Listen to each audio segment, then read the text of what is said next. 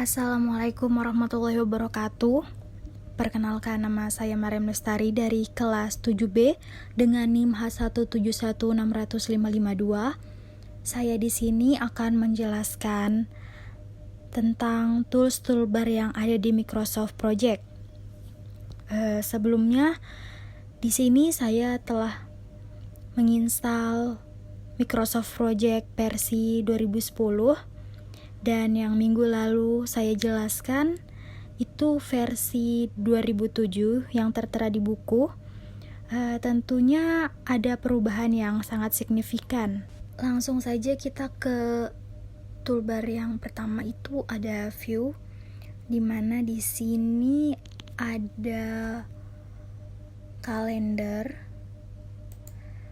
Fungsinya itu menampilkan daftar tugas-tugas beserta sumber daya proyek dalam format kalender.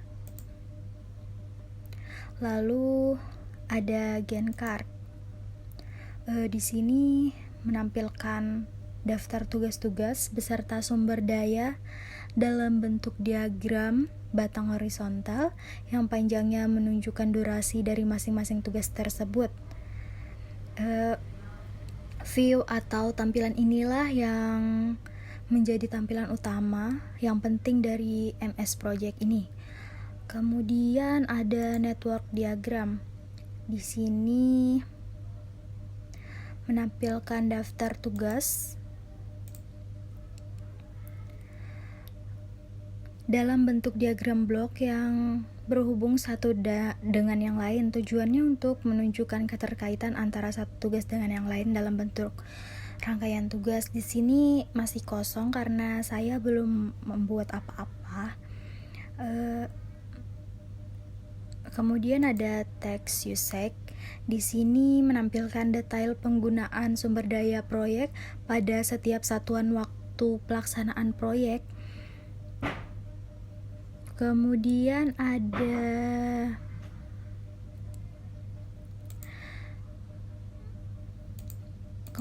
ada tracking Gantt, tampilan yang mirip dengan Gantt chart yang sangat diperlukan saat melakukan pelacakan di sepanjang. Kemudian ada resource usage. Di sini dipergunakan untuk melihat detail pengguna dari sumber daya pada satuan waktu pelaksanaan proyek. Kemudian ada resource sheet, dipergunakan untuk mengisikan detail dari masing-masing sumber daya yang dipergunakan oleh proyek. Lalu ada tables, mendefinisikan kolom yang ingin diperlihatkan pada view tertentu. Kita bisa memilih di sini yang kita mau. Kemudian ada filters, berfokus pada kegiatan atau sumber daya spesifik. Untuk melihat suatu bagian spesifik, kita bisa memberikan fokus pada kegiatan atau resource tertentu saat memilih suatu menu.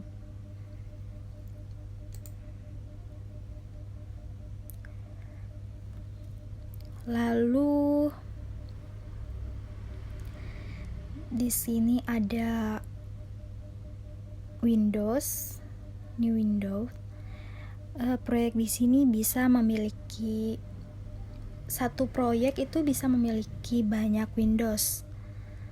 Lalu ada zoom. Di sini bisa zoom in, bisa memperbesar atau memperkecil. Kemudian di sini ada menu-menu seperti cut, copy, format, untuk memilih tulisan, memilih berapa ukuran tulisan, warna.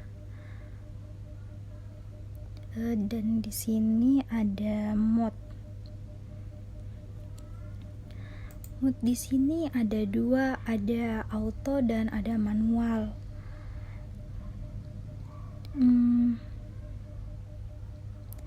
Di sini kita bisa menjadwalkan secara otomatis maupun manual. Lalu di sini ada insert, di mana kita bisa membuat teks baru, berulang-ulang dan sebagainya. Lalu ada properties, kita bisa melihat informasi, catatan, dan details. Lalu yang terakhir di sini ada editing, fungsinya untuk mengedit tampilan ini. Lalu di bagian resource, Team Planner, ketika diklik kita bisa melihat sumber daya yang digunakan dan siapa saja yang mengerjakannya. Kemudian assignment di sini untuk mengatur task. Di sini add resource, gunanya menambahkan resource atau sumber daya baru di sini. Lalu properties, di sini menampilkan sumber daya yang sudah ada seperti informasi, notes, dan details. Lalu level, bagian ini kita bisa mengatur level berdasarkan yang kita mau. Kemudian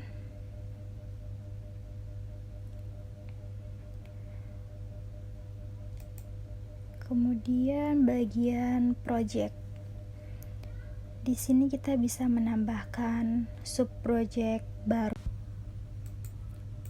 Lalu di properties di sini ada link between,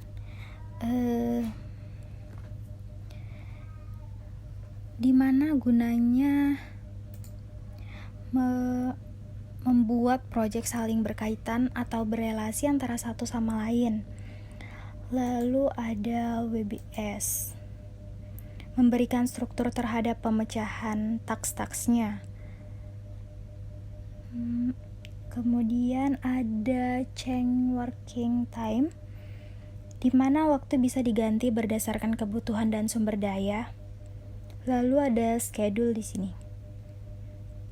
Kita dapat mengetahui kapan project bisa atau tidak selesainya dan berapa lama kira-kira project itu. Lalu di sini ada status untuk menampilkan status tersebut. Lalu di sini report, dan terakhir spelling, digunakan untuk koreksi spelling.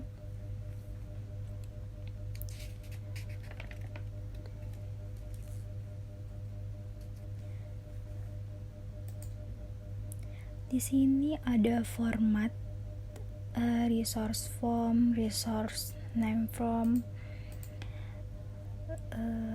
ada detailsnya juga, ada schedule, ada work, ada cost, sini notes dan object.